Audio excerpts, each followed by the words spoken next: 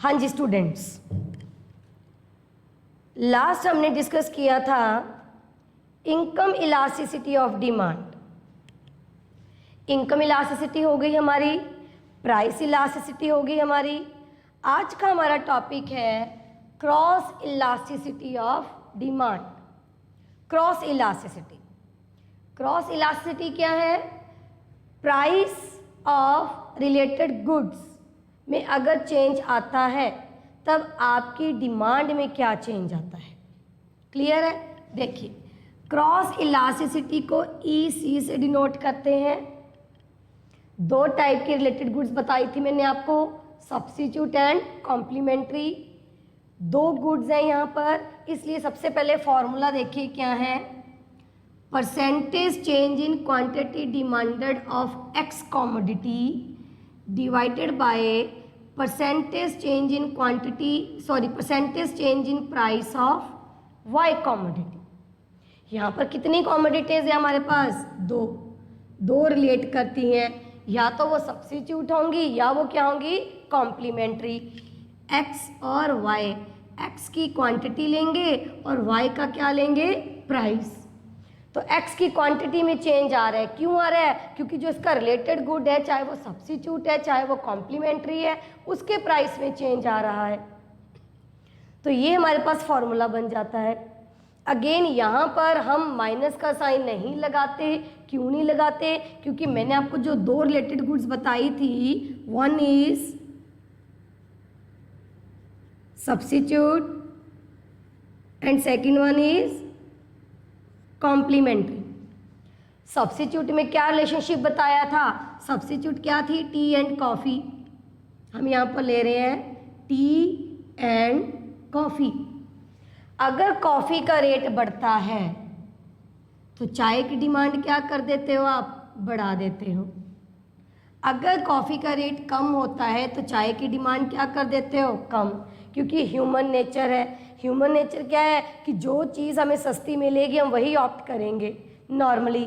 ऐसे exceptional cases तो हमने कर ही लिए कि जिन ऐसे लोग भी हैं जिनके ऊपर प्राइस का कोई इफेक्ट नहीं आता, हम उनकी बात नहीं कर रहे, हम मेजॉरिटी क्लास की बात कर रहे हैं। तो यहाँ पर सब्स्टिट्यूट में क्या रिलेशनशिप बनता है between price and demand? Positive. Similarly मैंने आपको क्या बताई थी? कॉम्प्लीमेंट्री। कॉम्प्लीमेंट्री क्या है? Car and petrol. कार की डिमांड, पेट्रोल का प्राइस। अगर पेट्रोल का रेट बढ़ेगा तो कार की डिमांड मार्केट में कम हो जाती है, अगर इसका रेट कम होगा तो इसकी डिमांड बढ़ जाती है। तो कॉम्प्लीमेंट्री में क्या रिलेशनशिप बताया था मैंने आपको? नेगेटिव। इसलिए फॉर्मूला के आगे हम माइनस का साइन नहीं लगाते। ये आपको एग्ज़ाम में जब क्वेश्चन आएगा पहले आपको समझना होगा कि जो दो कॉमोडिटीज़ दी हुई हैं एग्जाम्पल में, क्वेश्चन में, ये दोनों कॉमोडिटीज़ कौन सी हैं? सब्स्टिट्यूट है या कॉम्प्लीमेंट्री हैं? समझ में आ गया? अगर तो वो सब्स्टिट्यूट होंगी तो आंसर आपका आएगा पॉजिटिव में, मींस आपने पॉजिटिव ऑप्शन के ऊपर टिक लगानी है। अगर तो वो होंगी कॉम्प्लीमेंट्री तो आंसर आप कौन सा टिक करोगे? जो नेगेटिव में होगा।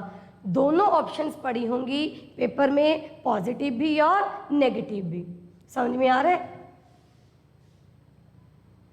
हाँ जी। अब देखिए कैसे, यहाँ पर x हमने क्या लिया? t। Y क्या लिया हमने? अगर मैं सब्स्टिट्यूट की बात करूं, कॉफ़ी। तो कॉफ़ी का प्राइस और चाय की डिमांड। एग्जाम्पल क्या दे रखी है? फॉर एग्जाम्पल कि कॉफ़ी के प्राइसेस 20% से इंक्रीज हो गए, इस वजह से जो चाय की डिमांड है वो मार्केट में 40% से इंक्रीज हो गई। तो आंसर यहाँ पर क्या आ रहा है आपका? 2। क्रॉस इलास्टिसिटी कितनी आ रही है?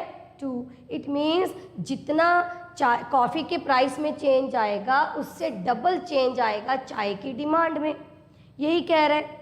अब जब आपके पास एग्ज़ाम में ऑप्शन पड़ी होंगी, ऑप्शन A 2, ऑप्शन B -2, तो अब ये आपको देखना होगा कि मुझे पॉजिटिव 2 के ऊपर टिक करना है या नेगेटिव। सब्स्टिट्यूट है तो पॉजिटिव आएगा, अगर कॉम्प्लीमेंट्री है तो नेगेटिव आएगा। ये समझ में आ गया? इसी के साथ पहले मैं कॉम्प्लीमेंट्री का बता रही हूँ, फिर दूसरा फॉर्मूला करेंगे।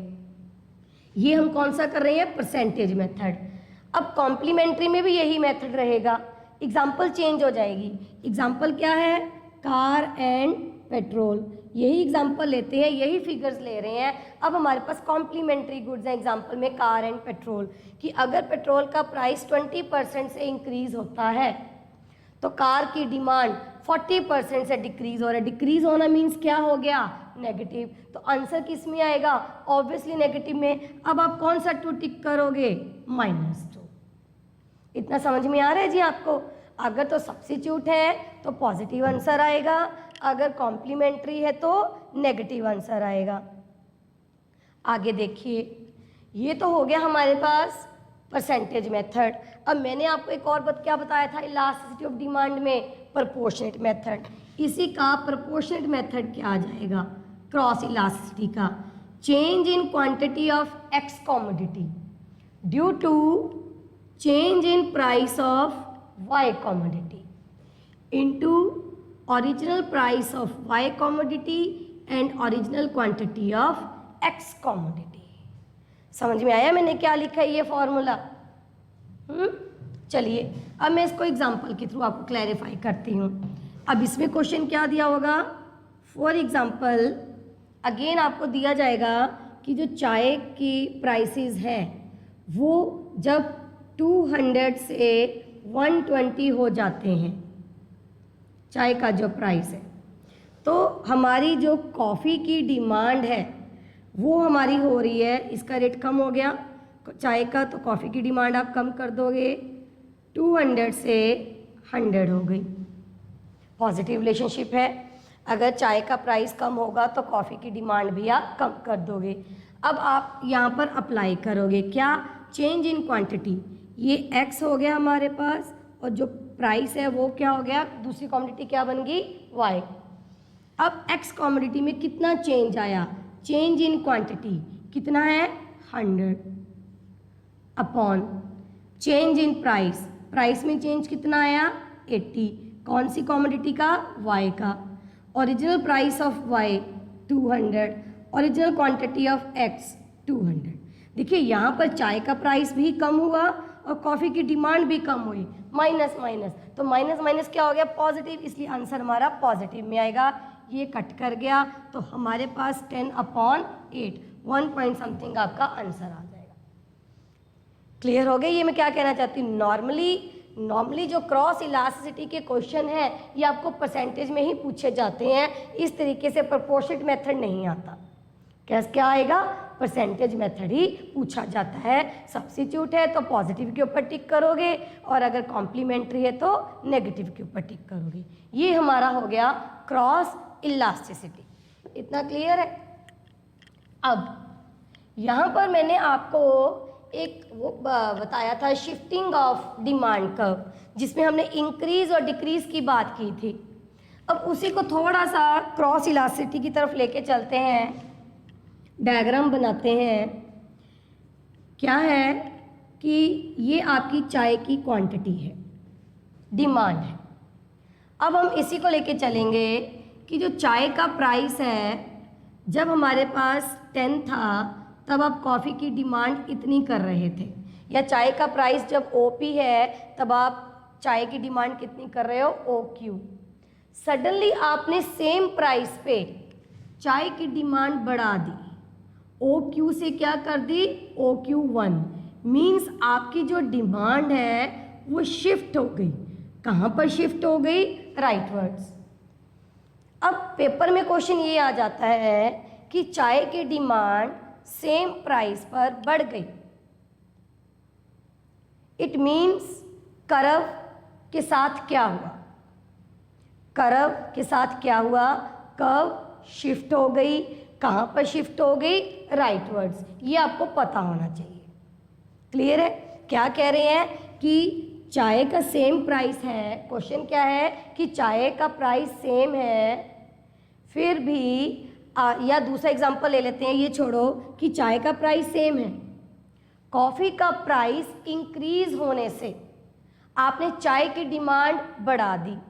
अब कर्व के साथ क्या होगा, तो डिमांड कर्व क्या होगी, शिफ्ट हो जाएगी। कहाँ पर, राइटवर्ड्स। अब देखिए चाय का प्राइस सेम है, आपने चाय की डिमांड क्यों बढ़ा दी, रीजंस देखिए। जो इसका सब्स्टिट्यूट है दैट इज़ कॉफ़ी, कुछ भी लगा लो, जो इसका सब्स्टिट्यूट है उसका प्राइस क्या हो गया, इंक्रीज हो गया होगा। या दूसरा केस क्या हो सकता है, इसका जो कॉम्प्लीमेंट्री है दैट इज़ मिल्क, उसका प्राइस क्या हो गया होगा, कम हो गया होगा। या आपका चाय को लेकर जो टेस्ट है वो और ज़्यादा डेवलप हो गया होगा। या घर पे कोई रिलेटिव आ गए होंगे, तो अगर हम घर की पॉपुलेशन की बात करें तो वो इंक्रीज हो गई होगी। कुछ भी आप इसमें लगा सकते हो। तो पेपर में ऐसे क्वेश्चन पूछे जाते हैं कि अगर ये सिचुएशन है, चाय का प्राइस सेम है, फिर भी आपने चाय की डिमांड बढ़ा दी या कॉफ़ी का प्राइस बढ़ गया, तो जो डिमांड कर रहा है उसके साथ क्या होगा।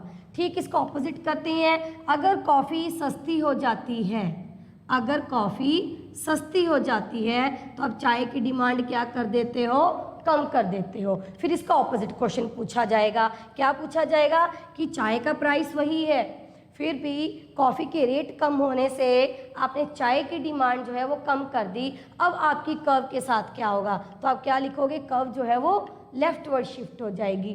कॉम्प्लीमेंट्री का रेट बढ़ गया तब भी कर्व क्या होगी, लेफ्टवर्ड शिफ्ट होगी।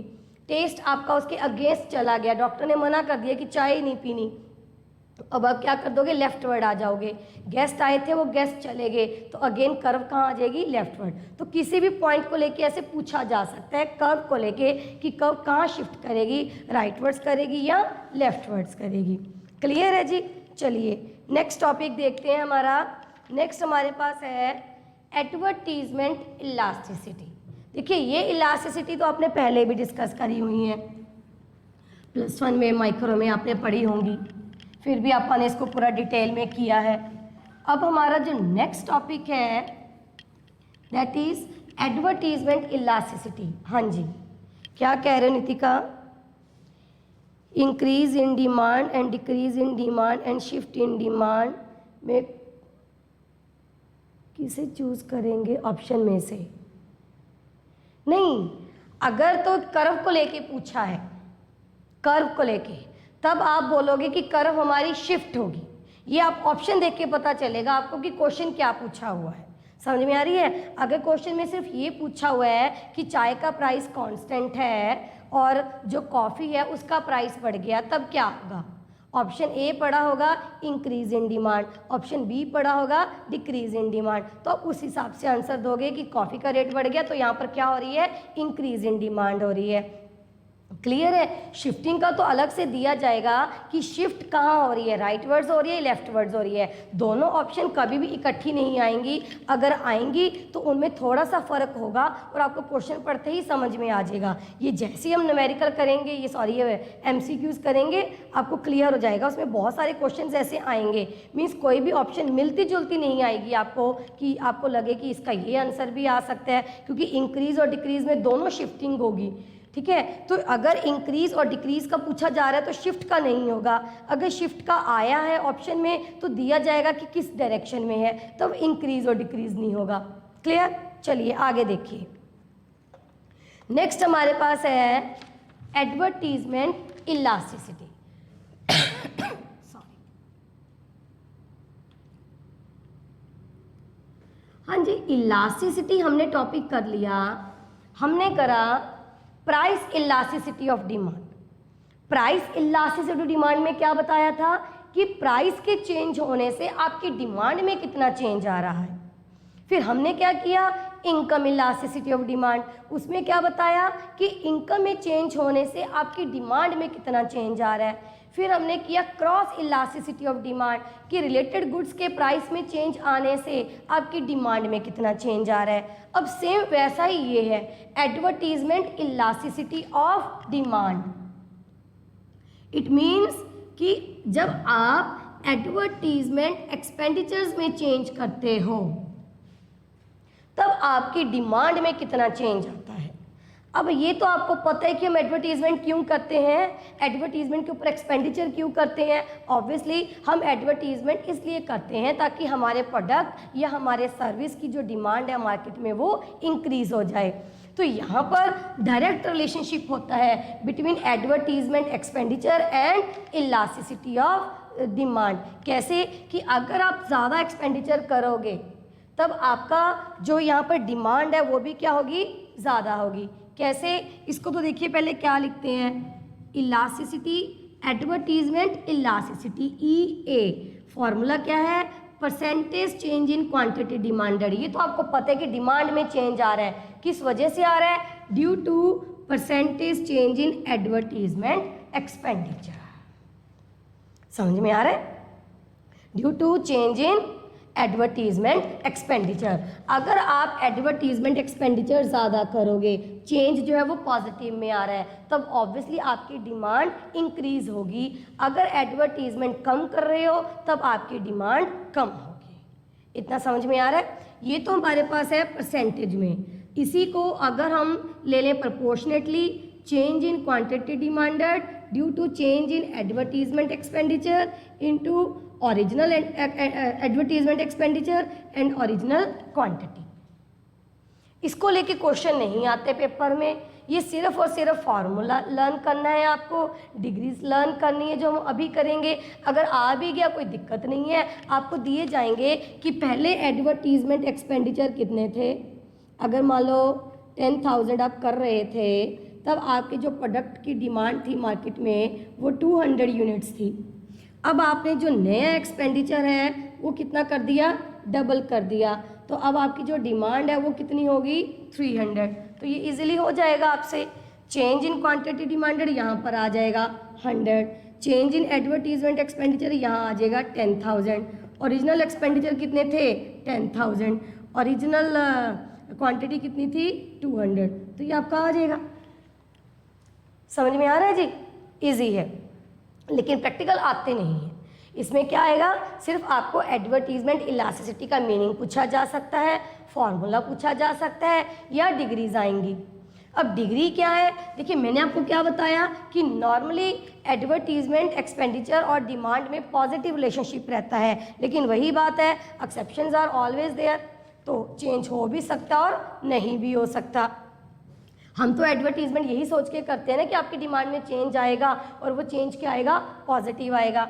अब इसकी डिग्रीज देखो क्या है, ये जो आंसर आता है, advertisement elasticity is equal to 0, elasticity advertisement elasticity of demand is equal to 1, is equal to infinity, greater than 1 and less than 1।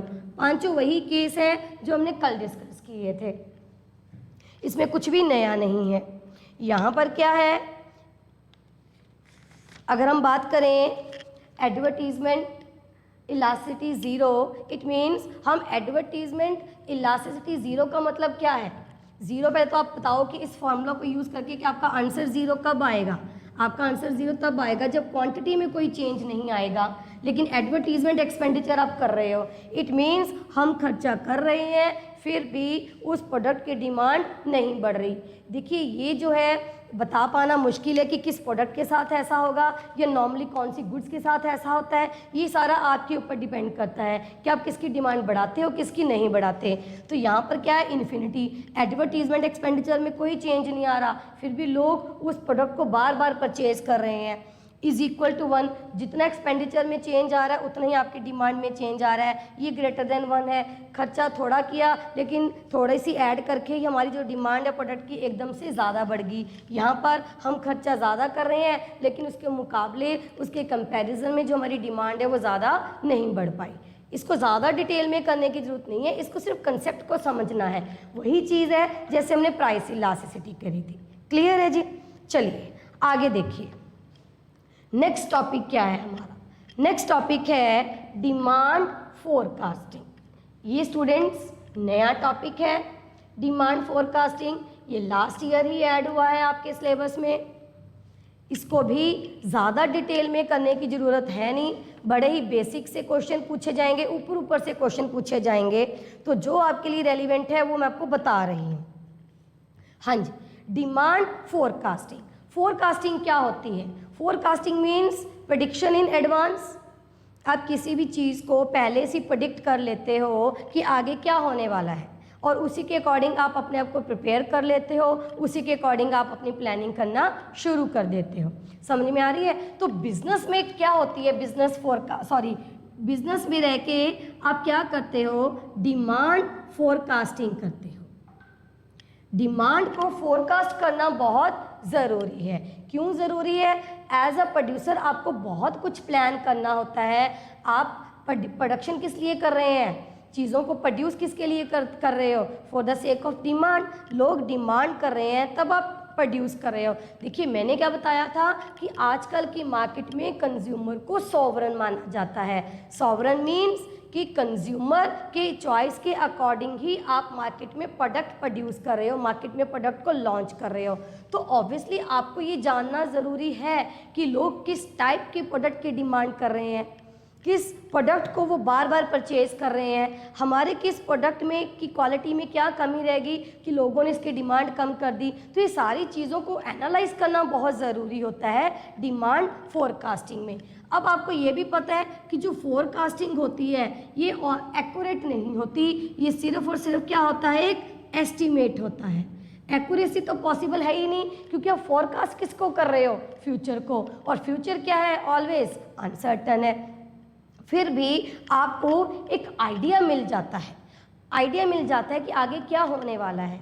अब आप ये फोरकास्टिंग करते कैसे हो? फोरकास्टिंग कैसे करते हो? जो पास्ट के ट्रेंड्स हैं, पास्ट में जो आप पहले ट्रेंड को मेज़र करते हो कि पास्ट में बार बार क्या हो रहा था इस प्रोडक्ट को लेके, और फिर आप प्रेजेंट के ट्रेंड के साथ भी इसको कंपैरिजन करते हो कि पिछले 2 सालों में इस प्रोडक्ट की डिमांड के साथ ये हुआ था, आज भी ऐसा हो रहा है। फिर आप रिजल्ट निकालते हो कि फ्यूचर में क्या ट्रेंड आने वाला है। समझ में आ रही है बात? तो फोरकास्टिंग कैसे करोगे? ट्रेंड्स को यूज़ करके। कैसे? पास्ट का भी और प्रेजेंट का भी। इतना क्लियर है? अब मैंने आपको बता दिया कि फोरकास्टिंग जो है वो एक्यूरेट नहीं होती, वो सिर्फ क्या होता है? हमारे पास एक एस्टीमेट होता है। अब फोरकास्टिंग को करना ज़रूरी क्यों है? नेक्स्ट टॉपिक क्या दे रखा है? यूज़फुलनेस। ऑब्वियसली अब मैंने आपको पहले ही बता दिया कि आप लोगों के लिए प्रोड्यूस करने जा रहे हो, उनकी डिमांड को आपने कवर करना है। अगर आप उनकी डिमांड को ही कवर नहीं कर पाए तो आपका लॉस हो जाएगा। आप मार्केट में किसके लिए बैठे हो? प्रॉफिट मोटिव के लिए। अगर प्रॉफिट अर्न नहीं करोगे तो आप सर्वाइव कैसे करोगे? तो डिमांड फोरकास्टिंग बहुत ज़रूरी है कि आप एस्टिमेट लगा सको कि आपको रॉ मटेरियल कितना चाहिए, आपको कितना इन्वेस्ट करना है इन्वेंट्री में, इन्वेंट्री में करना है, या आपको कितनी मशीनरी चाहिए, आपको कितनी कैपिटल चाहिए, उसके अकॉर्डिंग। फिर आप क्या देखते हो कि आपको पर्सनेल कितना चाहिए, मीन्स आपको ह्यूमन रिसोर्स कितने चाहिए अपने ऑर्गेनाइजेशन में। इस चीज़ के लिए भी प्रेडिक्शन बहुत ज़रूरी है। फिर आप ये देखते हो कि हमारे पास जो अभी स्टाफ है, जो मैनेजमेंट है वो कम है, आने वाला ट्रेंड जो है उसके अकॉर्डिंग हमारी डिमांड और ज़्यादा बढ़ने वाली है, हमें अपने बिजनेस स्केल को और बड़ा करना पड़ सकता है। तो आपको उसके लिए क्या चाहिए? Managerial staff. फिर आप एक और चीज़ क्या देखोगे? टेक्नोलॉजी, कि आने वाला प्रोडक्ट जो है, जो ट्रेंड है वो किस प्रोडक्ट को लेके आ रहा है और हमारे पास टेक्नोलॉजी कैसी है। अगर आपको लगता है कि हाँ अपडेट टेक्नोलॉजी है फिर तो ठीक है, अदरवाइज़ आपको टेक्नोलॉजी को भी इम्प्रूव करना पड़ेगा। तो ये बहुत सारे फैक्टर्स हैं जो आपको फोरकास्टिंग करने के लिए हेल्पफुल होते हैं। चलिए आगे देखिए, नेक्स्ट टॉपिक है हमारे पास scope of forecasting. Scope of forecasting में क्या करेंगे कि फोरकास्टिंग का लेवल क्या है, मीन्स हम फोरकास्टिंग में कौन कौन सी चीज़ों को कवर करते हैं। देखिए ये जो फोरकास्टिंग है सबसे पहले नेशनल लेवल की तो होती ही है, क्योंकि आप इंडिया लेवल पर मार्केटिंग कर रहे हो। फोरकास्टिंग हम इंटरनेशनल लेवल की भी करते हैं। इंटरनेशनल लेवल की क्यों करते हैं? क्योंकि ग्लोबलाइजेशन आ चुका है। Globalization means integrating domestic economy with the world economy. अब आप क्या हो, जो आप पहले इंडिया लेवल पर मार्केटिंग कर रहे थे, लेकिन ड्यू टू ग्लोबलाइजेशन जैसे ही इकोनॉमिक रिफॉर्म्स आए और उसमें ग्लोबलाइजेशन आया तो हम क्या करें, अब नेशनल लेवल पर नहीं बल्कि इंटरनेशनल लेवल पर मार्केटिंग करने लग गए हैं। तब आपने देखना होगा कि नेशनल लेवल पर मीन्स हमारे प्रोडक्ट को लेके हमारी डोमेस्टिक डिमांड कितनी है। फिर आप क्या देखोगे, हमारे जो डोमेस्टिक प्रोडक्ट है उसको लेकर इंटरनेशनल डिमांड कितनी है। तो ये दोनों चीज़ें आप कवर करोगे। सिमिलरली अगर लेवल की बात करूं तो यहाँ पर आ जाता है नेशनल लेवल हो गया, इंटरनेशनल लेवल हो गया। एक हम बात करते हैं मैक्रो लेवल की, एक हम बात करते हैं इंडस्ट्री लेवल की, क्लियर है, एक हम बात करते हैं फर्म लेवल की। देखो मैक्रो लेवल तो वही है, मैक्रो लेवल में क्या करेंगे कि पूरा इकॉनमी को स्टडी करेंगे कि नेशनल इनकम कितनी है, पॉपुलेशन कितनी है, सारी चीज़ों को कंसीडर करके आप डिमांड को फोरकास्ट करोगे कि पॉपुलेशन कितनी है इंडिया में, नेशनल इनकम किस तरीके से डिस्ट्रीब्यूट की हुई है, क्लियर है। तो नेशनल लेवल और मैक्रो ये एक ही कंसेप्ट बन जाता है, तो ये दोनों सेम है।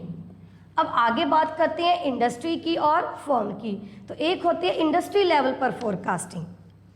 मान लो आप स्टील के बिजनेस में हो, तब आपने ये देखना है कि इंडिया में जितनी भी स्टील इंडस्ट्री है वो हमारे स्टील को लेकर कितनी डिमांड कर सकती है। तो ये इंडस्ट्री लेवल पर हो गया। इंडस्ट्री लेवल की अगर मैं बात करूं तो क्या लिखेंगे हम, स्टील इंडस्ट्री। अगर मैं फर्म लेवल की बात करूं तो एक कंपनी या एक फर्म वो स्टील की डिमांड कितनी कर रही है, तो यहाँ पर क्या एग्जांपल लेंगे, Tata iron and steel company, ये कितनी डिमांड कर रही है स्टील की, और इंडिया में स्टील इंडस्ट्री की डिमांड कितनी है। क्लियर हो गया। इंडस्ट्री को लेके ये पर्टिकुलर एक इंडस्ट्री को लेके हो गया, ये पर्टिकुलर एक फर्म को लेकर हो गया, ये पूरे इंडिया में सारे प्रोडक्ट को लेके डिमांड हो जाती है। इतना क्लियर है जी। चलिए आगे देखिए, ये तो हमने कुछ लेवल्स कर लिए। अब हम बात करते हैं कि डिमांड जो आपको फोरकास्टिंग करनी है, ये इसका टाइम पीरियड क्या होता है। लेवल की बात होगी, अब स्कोप में ही बात करते हैं टाइम पीरियड कि कौन से टाइम पीरियड के लिए आप फोरकास्ट करते हो। टाइम पीरियड हमारे पास दो हैं, one is short run and second one is long run. Short run में आप कितना फोरकास्ट करते हो, शॉर्ट रन में नॉर्मली बहुत कम टाइम होता है, यूजली 6 मंथ से लेके 1 ईयर तक की हम फोरकास्टिंग करते हैं कि आने वाले अगले 6 महीनों में हमारे प्रोडक्ट की डिमांड क्या हो सकती है। लेकिन लॉन्ग रन में ये मोर देन 1 और 2 ईयर्स।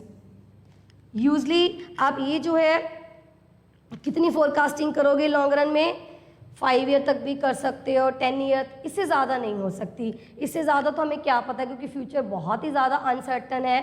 तो ये प्लानिंग करनी पड़ती है कि लॉन्ग रन में, क्योंकि आपको जो फिक्स एसेट्स हैं वो ये नहीं कि 6 महीने के लिए यूज़ किए, फिर आपको लगा कि नहीं डिमांड नहीं बढ़ रही, आपने उसको बेच दिया। तो ये सारी चीज़ें आपको बिजनेस में करनी पड़ती हैं, प्लानिंग करनी पड़ती है, शॉर्ट टर्म प्लानिंग करनी पड़ती है, लॉन्ग टर्म प्लानिंग करनी पड़ती है। तो जो लॉन्ग टर्म प्लानिंग है ये नॉर्मली 2 साल से लेके 10 साल तक की आप करते हो। इतना क्लियर है जी। आगे देखिए, अब ये तो लेवल की बात होगी, ये पीरियड को लेके बात होगी। अब किन किन गुड्स की आप फोरकास्टिंग करते हो। हमारे पास अब नेक्स्ट टॉपिक है टाइप्स ऑफ डिमांड। मैंने बोला डिमांड को फोरकास्ट करना है, अब डिमांड कैसी कैसी आ सकती हैं हमारे पास। तो पहला है टाइप्स ऑफ डिमांड में फर्स्ट हमारे पास गुड्स हैं derived demand, DERIVED, derived demand, and second one is autonomous demand. देखिए क्या है, दोनों की मीनिंग समझिए, एग्जाम में इसको लेके एग्जाम्पल आ जाती है, पूछी जाती है। अब क्या है डिराइव्ड डिमांड एंड ऑटोनॉमस। देखिए ऑटोनॉमस का मतलब पहले समझो, ऑटोनॉमस होता है इंडिपेंडेंट। क्या होता है, इंडिपेंडेंट। डिराइव्ड जो किसी चीज़ के ऊपर डिपेंडेंट होती है। सीधा अगर मैं सिंपल लैंग्वेज में बात करूं, अब पहले डिराइव्ड डिमांड की बात करते हैं। ऐसे प्रोडक्ट की डिमांड जो आपको डायरेक्टली यूज़ नहीं करना, आपकी कोई एक मेन डिमांड है, उसको पूरा करने के लिए आपकी जो जो रिक्वायरमेंट है, जिन चीज़ों की आप डिमांड करते हो, उसको हम क्या बोलते हैं, डिराइव्ड डिमांड। फॉर एग्जाम्पल हमारा मेन जो डिमांड है वो क्या है कि हमने घर बनाना है। तो घर बनाना है, एक बिल्डिंग बनानी है, तो बिल्डिंग जो बनानी है ये हमारी पेरेंट डिमांड हो जाती है, पेरेंट। और बिल्डिंग बनाने के लिए आपको किसकी ज़रूरत है, सीमेंट की, आयरन की, स्टील की, ब्रिक्स की, एक्सेट्रा। तो ये चीज़ें आप डायरेक्टली यूज़ नहीं करोगे, इनको इंडिविजुअली सीमेंट ला के आप डायरेक्टली कैसे कंज्यूम करोगे। आयरन है, आप उसका अकेले आयरन का क्या करोगे, ऑब्वियसली किसी एक्टिविटी में यूज़ करोगे। तो ये जो चीज़ें जिनकी आप डिमांड कर रहे हो, ये ड्यू टू पेरेंट डिमांड कर रहे हो, इसलिए हम इसको क्या बोलते हैं, डिराइव्ड डिमांड। डिराइव्ड डिमांड का दूसरा नाम क्या है, स्टेम्ड आउट डिमांड। स्टेम होता है तना निकलना, जैसे पेड़ है, पेड़ से शाखाएं निकलती हैं, ब्रांचेस निकलती हैं, तो ये भी वहीं से निकला है, स्टेम्ड आउट डिमांड। इसको क्या बोलते हैं, डिराइव्ड डिमांड। समझ में आ गया। अब एक और एग्जांपल लेते हैं। फॉर एग्जांपल आपको बर्थडे पार्टी करनी है, बर्थडे पार्टी करनी है, ये आपका मेन डिमांड है। उसके लिए आप जो जो एक्टिविटीज़ कर रहे हो, लाइक आप केक ऑर्डर कर रहे हो, या आप बैलून्स वगैरह मार्केट से परचेज़ कर रहे हो, या अदर डेकोरेशन का सामान परचेज़ कर रहे हो, तो वो क्या है, डिराइव्ड डिमांड। इसका ऑपोजिट ऑटोनॉमस डिमांड क्या होती है, इंडिपेंडेंट डिमांड, जो किसी से नहीं जुड़ी हुई। फॉर एग्जांपल आपको भूख लगी है, आप मार्केट में गए, आपने जाके पिज़्ज़ा परचेज़ किया और खा लिया। प्यास लगी है, कोल्ड ड्रिंक परचेज़ किया और पी लिया, तो ये क्या होती है, हमारी ऑटोनॉमस डिमांड। लेकिन इस चीज़ के बीच में डिफरेंस क्रिएट करना बहुत मुश्किल है कि कौन से प्रोडक्ट की डिमांड डिराइव्ड है या इंडिपेंडेंट है या ऑटोनॉमस है। डिपेंड करता है आपके ऊपर कि आप इसको कैसा यूज़ करते हो। जैसे मैंने अभी बोला कि पिज़्ज़ा, आपको भूख लगी, आपने पिज़्ज़ा खाना है, तो ये आपकी क्या है, ऑटोनॉमस डिमांड है। समझ में आ रही है। लेकिन आप कहते हो कि हम तो पिज़्ज़ा को ऐसे खाते ही नहीं हैं, हम तो पिज़्ज़ा को तभी खाते हैं जब हमारे घर पे कोई फंक्शन होता है, फिर वो आपकी क्या बन जाती है, डिराइव्ड डिमांड। समझ में आ रहा है। अब मैं आपको कह रही हूँ कि आपको प्यास लगी है, अब पानी पी लो, तो ये आपकी क्या है, ऑटोनॉमस डिमांड। अब आप कहते हो कि पानी तो हम सिंपल पीते ही नहीं है, या मैं कह रही हूँ कि लेमन वाटर पी लो, तो ये ऑटोनॉमस डिमांड है। आप कहते हो कि लेमन वाटर के लिए लेमन परचेज़ करना पड़ेगा, शुगर परचेज़ करनी पड़ेगी, तो वो जो चीज़ें हैं क्या बन जाएंगी, डिराइव्ड। अब घर पर कोई भी एक्टिविटी करनी है, सीमेंट चाहिए, आयरन चाहिए, स्टील चाहिए, मीन्स एक्टिविटी करनी है, उसके लिए जो आपको चीज़ें चाहिए वो क्या बन जाती हैं, डिराइव्ड। अगर नहीं चाहिए, सिर्फ आपका एक मेन पर्पस है, उसको पूरा करना है, तो वो क्या बन जाएगी, ऑटोनॉमस। लेकिन इस चीज़ को क्लियर कर पाना बहुत मुश्किल है। कैसे, अब मुझे मार्कर चाहिए, मार्कर खरीदा मैंने, तो अब हम किस में लेंगे इसको, डिराइव्ड में लेंगे या ऑटोनॉमस में लेंगे। मार्कर क्यों चाहिए, क्योंकि मेरा मेन काम क्या है, टीचिंग का है, तो मैं इसको डिराइव्ड में भी ले सकती हूँ, ऑटोनॉमस में भी ले सकती हूँ।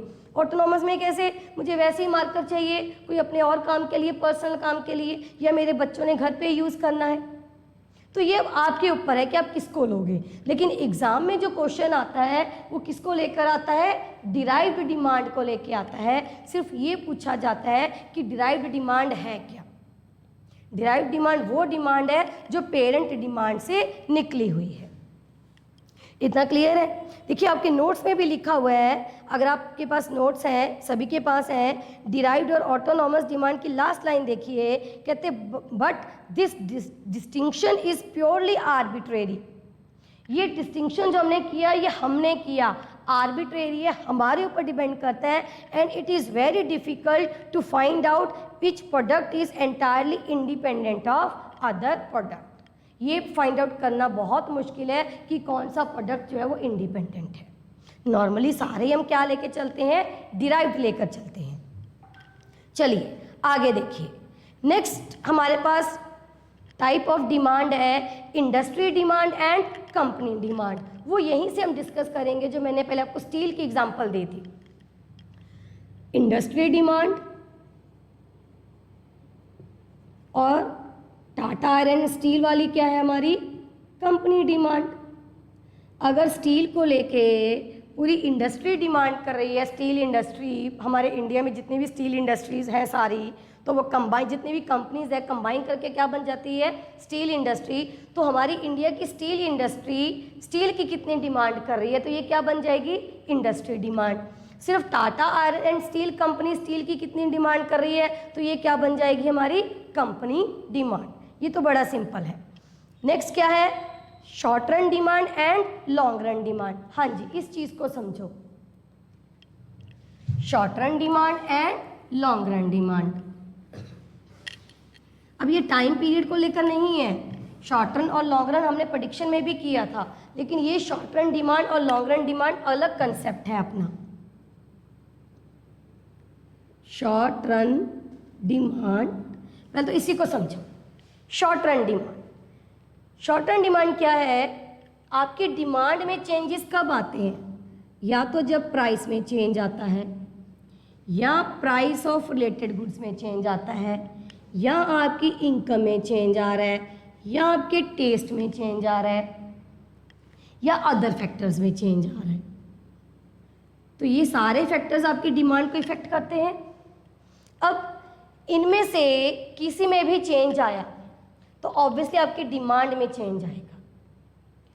मान लो आप इलेक्ट्रिसिटी को यूज़ कर ही रहे हो, बहुत सारे इलेक्ट्रिकल इक्विपमेंट्स आपके घर पर, इलेक्ट्रिसिटी का जो रेट है वो कम हो गया, तो शॉर्ट रन डिमांड में क्या करेंगे कि इलेक्ट्रिसिटी का रेट कम होने से इमीडिएटली किन लोगों की डिमांड बढ़ेगी? उन लोगों की डिमांड बढ़ेगी जो ऑलरेडी इलेक्ट्रिकल इक्विपमेंट्स को यूज़ कर रहे हैं। इलेक्ट्रिसिटी का रेट कम हुआ तो उनका जो यूज़ है, यूज़ की जो डिमांड है शॉर्ट रन में और भी ज़्यादा बढ़ जाएगी।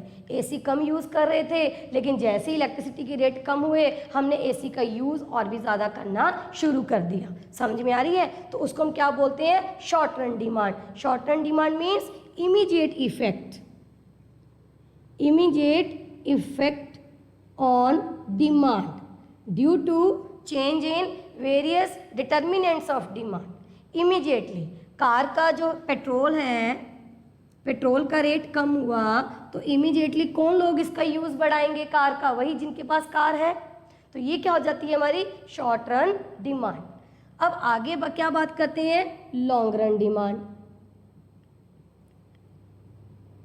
लॉन्ग रन डिमांड क्या है कि ये जो फैक्टर्स हैं इनमें जो चेंज आया, अगर वो चेंज लॉन्ग टर्म के लिए रहता है, मींस पेट्रोल का प्राइस है आपने देखा कि काफ़ी टाइम से कम है और आगे कम ही होने वाला है, तब क्या करेंगे? नए यूज़र्स इसमें ऐड हो जाते हैं, वो लोग भी कार को परचेज़ कर लेंगे जो पहले परचेज़ नहीं कर पा रहे थे।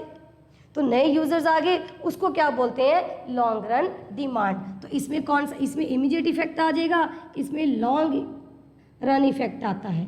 मीन्स कुछ टाइम के बाद हम चेक करते हैं कि ये जो प्राइसेस हैं, ये जो फैक्टर्स हैं, ये आगे जाके डिमांड के ऊपर क्या इफेक्ट डालने वाले हैं।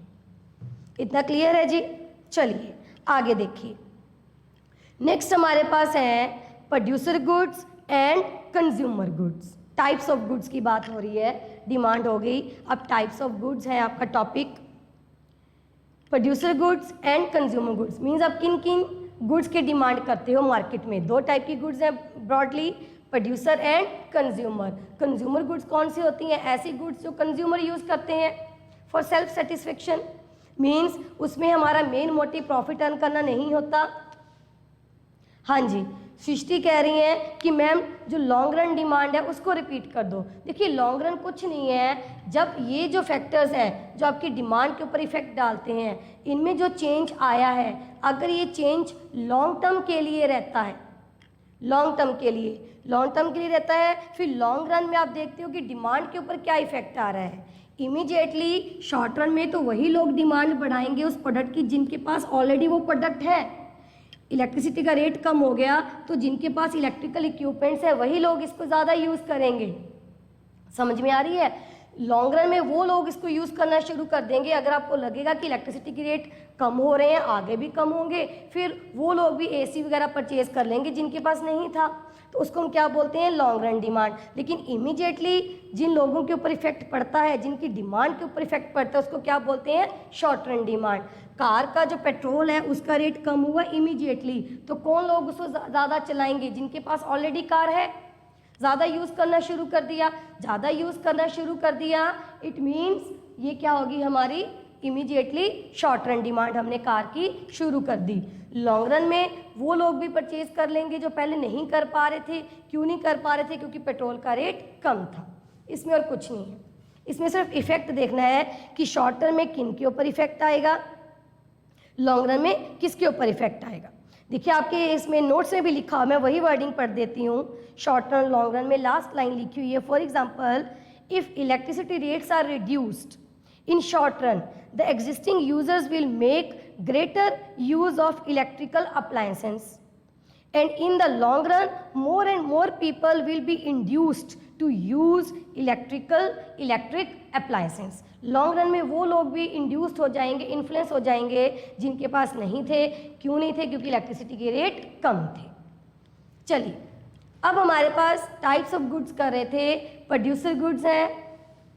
हाँ जी, अभी भी क्लियर नहीं हुआ? क्या कह रहे हो?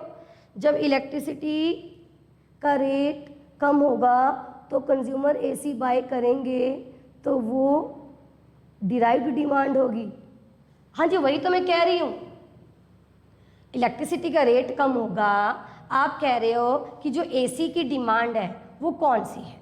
देखिए, एसी की डिमांड, एसी हम क्यों परचेज कर रहे हैं, ये डिपेंड करता है आपके यूज़ के ऊपर। अगर आप अपने घर के लिए परचेज कर रहे हो तो वो क्या बन जाएगी? आपकी ऑटोनॉमस डिमांड। लेकिन आपने एक बिल्डिंग खड़ी करनी है, बच्चों को पढ़ाना है, इंस्टीट्यूट है, वहाँ पर आप देखोगे मुझे एसी भी चाहिए, मुझे वहाँ पर चेयर्स भी चाहिए, तो वो आपकी क्या बन जाएगी? Derived demand. और वही बात है, बार बार कह रही हूँ कि ये डिफरेंस क्लियर कर पाना बहुत मुश्किल है कि ऑटोनॉमस डिमांड है या क्या है? डिराइव्ड डिमांड है। नॉर्मली सारी चीज़ों की डिमांड हम क्या लेके चलते हैं? डिराइव्ड लेकर चलेंगे। क्लियर है? चलिए, types of goods, producer goods and consumer goods. Consumer goods वो गुड्स होती हैं जो हम अपनी कंजम्पशन के लिए यूज़ करते हैं और इसमें हमारा कोई भी पर्पज़ नहीं है कि हम इन चीज़ों को यूज़ करके आगे मॉनेटरी गेन हासिल करें। यहाँ पर जितनी भी चीज़ें, ये सारी कंज्यूमर गुड हैं। हम आपसे इन चीज़ों का कुछ भी चार्ज नहीं कर रहे। बोर्ड है, ये हम अपने यूज़ के लिए है, मार्कर है हमारे यूज़ के लिए, डस्टर है हमारे यूज़ के लिए है, यहाँ लैपटॉप पड़ा है, कैलकुलेटर पड़ा है, कैमरा है, चेयर्स है, एसी हैं, तो ये सारी क्या है? कंज्यूमर गुड्स हैं। प्रोड्यूसर गुड्स कौन सी होती हैं? प्रोड्यूसर गुड्स वो गुड्स होती हैं जो प्रोड्यूसर अपने प्रोडक्शन में यूज़ करते हैं, which are meant for further production. अब देखिए क्या है प्रोड्यूसर गुड्स क्या है, पहले प्रोड्यूसर गुड्स की ही बात करते हैं। प्रोड्यूसर गुड्स क्या होती हैं? प्रोड्यूसर दो टाइप की चीज़ों को यूज़ करता है, एक तो वो इन्वेंट्री यूज़ करता है, एक वो कैपिटल गुड्स को यूज़ करता है। इन्वेंट्री में क्या आ जाता है? रॉ मटेरियल आ जाता है आपका, या वर्क इन प्रोग्रेस आ जाता है।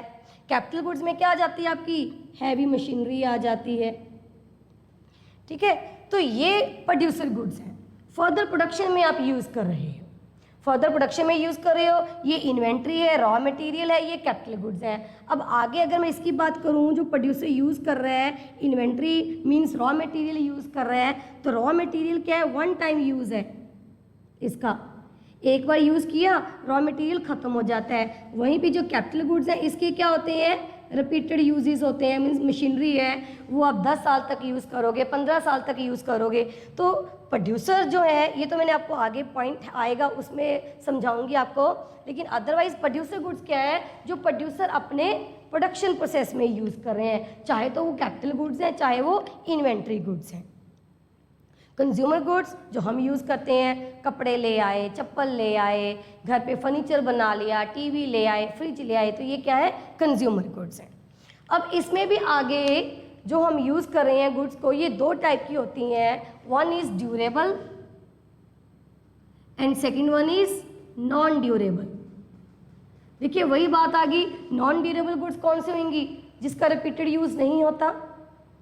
दो टाइप की चीज़ें आ जाएंगी, एक तो जो वन टाइम यूज़ के लिए हैं उसको बोलते हैं नॉन ड्यूरेबल, और एक ऐसी चीज़ जो जल्दी ख़राब हो जाती है, वन टाइम यूज़ ही लगा लो।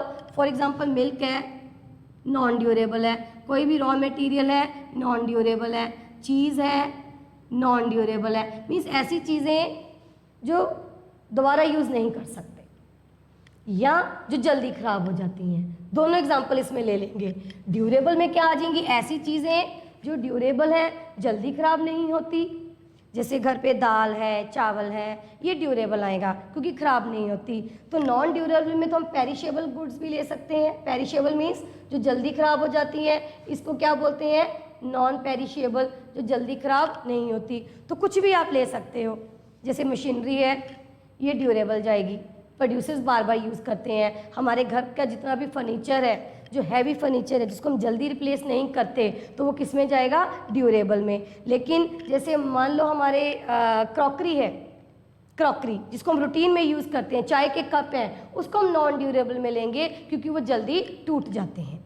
इतना क्लियर है? चलिए आगे देखिए। अब आपकी नोट्स में टॉपिक दिया हुआ है कि ऐसे कौन कौन से फैक्टर्स हैं जो आपकी नॉन ड्यूरेबल कंज्यूमर गुड्स की डिमांड के ऊपर इफ़ेक्ट डालते हैं। देखिए, चाहे तो गुड्स हो ड्यूरेबल, चाहे हो नॉन ड्यूरेबल, ये सारी चीज़ों के ऊपर बेसिकली अगर मैं आपकी बात करूं तो कौन सा फैक्टर असर डालेगा, प्राइस तो डालेगा ही डालेगा, कि अगर प्राइस ज़्यादा होगा आप इनकी डिमांड कम करोगे, अगर प्राइस कम होगा तो आप इनकी डिमांड ज़्यादा करोगे। दूसरा, इनकम भी इसमें आएगा, ठीक है, इनकम ज़्यादा है तो डिमांड ज़्यादा करोगे, इनकम कम है तो डिमांड कम करोगे। एक और इसमें डेमोग्राफिक ट्रेंड्स आ जाते हैं, मीन्स पॉपुलेशन को लेके, ज़्यादा पॉपुलेशन है तो डिमांड ज़्यादा है, कम पॉपुलेशन है तो डिमांड कम होगी। फिर पॉपुलेशन में भी हम कॉम्पोजिशन देखेंगे कि मेल फीमेल कितने हैं, मेल अपने प्रोडक्ट की डिमांड करेंगे, फीमेल्स अपने प्रोडक्ट की डिमांड करेंगे, बच्चे हैं वो टॉयज़ की डिमांड करेंगे, बूढ़े हैं तो वो अपनी जो उनको चीज़ें की रिक्वायरमेंट है वो उनकी डिमांड करेंगे। तो इसमें कुछ खास नहीं है। आगे देखिए क्या है, factors affecting the demand for durable consumer goods.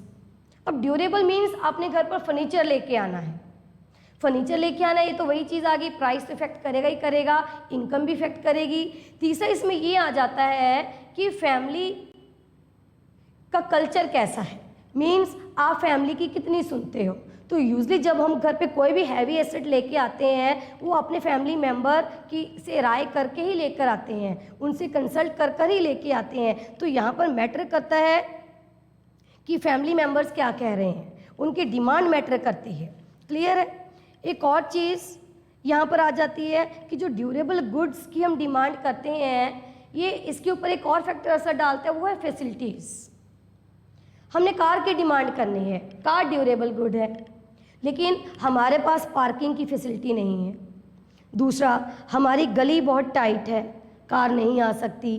तीसरा, हम एक ऐसे एरिया में रहते हैं जहाँ पर पक्की सड़कें ही नहीं है, तो आप कार की डिमांड करके क्या करोगे। आपने घर पे एसी लगवाना है, आप एक ऐसे रिमोट एरिया में रह रहे हो जहाँ पर जो बिजली है वो सिर्फ 1 या 2 घंटे के लिए आते हैं, फिर एसी लगवा के आप क्या करोगे। समझ में आ रही है बात? तो इन चीज़ों की जो ड्यूरेबल चीज़ें हैं इनकी डिमांड के ऊपर जर्नल या कुछ स्पेशल फैसिलिटीज़ भी इफ़ेक्ट डालती हैं। अगर वो फैसिलिटीज़ होंगी तो आप डिमांड करोगे। सिमिलरली इनकी जो डिमांड है, ड्यूरेबल गुड्स की डिमांड, अब एक इसमें वर्ड आ जाता है रिप्लेसमेंट डिमांड। ड्यूरेबल गुड्स में क्या वर्ड आ जाता है, रिप्लेसमेंट डिमांड। रिप्लेसमेंट, देखिए आपके घर पे फ्रिज है, खराब हो जाएगा आपको रिप्लेस करना पड़ेगा, कंप्यूटर है खराब हो जाएगा आपको रिप्लेस करना पड़ेगा। इट मीन्स जितनी आप at present durable goods use करते हो आपको उनकी आदत हो जाती है, फिर फ्यूचर में आप उससे कम तो नहीं बल्कि उससे ज़्यादा ही चीज़ें यूज़ करोगे, तो उतनी ही ज़्यादा आपकी रिप्लेसमेंट डिमांड होगी। मीन्स जितनी प्रेजेंट डिमांड है उससे कहीं ज़्यादा आपकी उतनी तो रहेगी, उससे ज़्यादा भी हो सकती है। मीन्स उतनी क्या होगी, आपकी रिप्लेसमेंट डिमांड होगी। इतना क्लियर है? अब एक यहाँ पर और लिख रखा है कि ड्यूरेबल गुड्स को लेकर नॉन ड्यूरेबल में नहीं बल्कि ड्यूरेबल में डिपेंड करता है क्रेडिट फैसिलिटी, क्योंकि आपने हैवी एसेट्स लेकर आने हैं घर पर, फ्रिज लेके आना है, टीवी लेके आना है, कंप्यूटर है, एसी है, पैसा नहीं है, आप कहीं से लोन लोगे, तो अगर जितनी ज़्यादा क्रेडिट फैसिलिटीज़ आपको मिलेंगी, जितने ज़्यादा सेलर्स जो हैं आपको ऑफ़र देते हैं कि आप इसको EMI पर ले जाओ, 0% इंटरेस्ट पर ले जाओ, तो उतनी ज़्यादा आप इनकी डिमांड करोगे। आगे देखिए, next, factors affecting the demand for producer goods. अब ये सारी कंज्यूमर गुड्स की बात हो रही थी, अब बात हो रही है प्रोड्यूसर गुड्स। प्रोड्यूसर जो है अपनी गुड्स की जो डिमांड कर रहे हैं वो क्या सोच के करेंगे। ऑब्वियसली एक तो ग्रोथ प्रोस्पेक्टस देखेंगे कि फ्यूचर में हमारी ग्रोथ कितनी होने वाली है। अगर इनको ये लगता है कि हम आगे बढ़ेंगे, हमारी ग्रोथ बढ़ेगी, इनको ये फ्यूचर एक्सपेक्टेशन होगी, तो आज वो उनकी डिमांड क्या करेंगे, ज़्यादा करेंगे। दूसरा इसमें पॉइंट दे रखे हैं, norms of consumption of capital goods per unit of installed capacity. Means आपने कितनी कैपिटल गुड्स लगाई हैं, कितनी मशीनरी लगाई है और आप उसको कितना यूज़ कर रहे हो, उसकी कैपेसिटी कितनी है प्रोडक्शन करने की। अगर तो मशीनरी लगाई है, उसकी कैपेसिटी ज़्यादा है प्रोडक्शन करने की, तब तो आपको जल्दी ज़रूरत नहीं पड़ेगी। कैपेसिटी कम है, फ्यूचर में ग्रोथ होने वाली है, तब आपको और मशीनरी इंस्टॉल करनी पड़ेगी। क्लियर हो गया जी ये चीज़ें? चलिए बाकी हम कल डिस्कस करेंगे।